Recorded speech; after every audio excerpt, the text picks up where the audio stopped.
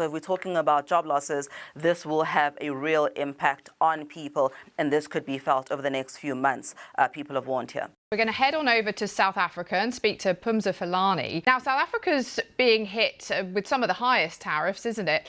How's that going to affect the country's economy?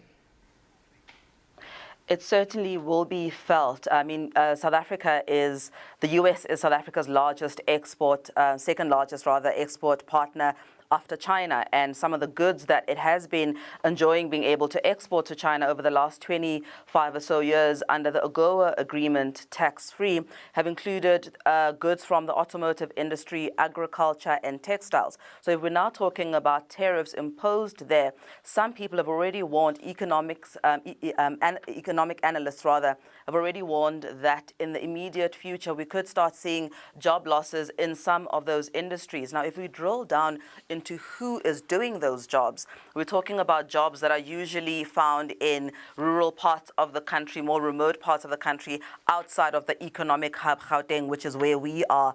And these become the bedrock of the economy there. So if we're talking about job losses, this will have a real impact on people, and this could be felt over the next few months, people have warned here. Is there the potential for South Africa to sell more to other countries like China, Saudi Arabia, to make up for the trade it may lose with the US?